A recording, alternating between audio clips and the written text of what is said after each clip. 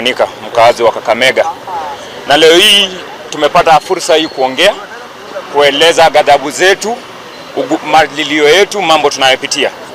Na jambo langu la kwanza nauliza kuwa tukipiga kura, after kupiga kura huwa tunatarajia ni maendeleo tunataka kama wananchi wa nchi. Lakini kwa kustajabu kwangu sana kwa muda wote tangu nizaliwe, hii ndiyo serikali ya kwanza badala ya kufanya maendeleo ni serikali ya kupigiwa kura, ishike, ikiachilia, ishike, ikiachilia. Hiyo ndio maendeleo tunatafuta? Hapana. Na hiyo ndio serikali tunataka? Hakuna kitu kama hiyo. Ruto alikuja Kakamega, alituahidi vitu vingi.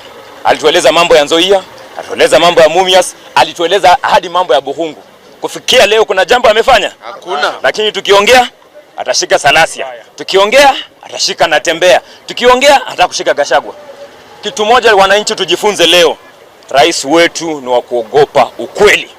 Ukisema ukweli, rais atakushika. Lakini leo Kakamega tumesema, pia sisi tumechoka. Sisi tumechoka. Kama hataki ukweli, siku ziishe, haende zake, tuishi na watu watatusaidia. Shida tunazo, kazi hatuna, tunapromisiwa vitu mingi. Hiyo ndio maendeleo tunatafuta?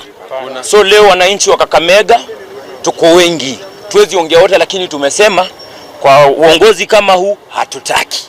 Uongozi wa kudhulumiwa hatutaki. Uongozi hauna kazi hatutaki. Uongozi wa kibaradhuli hatutaki kabisa. Na tunaambia watu kama serikali kuu waachilie viongozi wetu.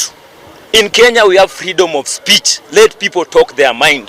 After speaking your mind, it will either be true or false. Lakini kama kuongea kwetu ndio jambo linauma rais, na maisha rais anaogopa ukweli.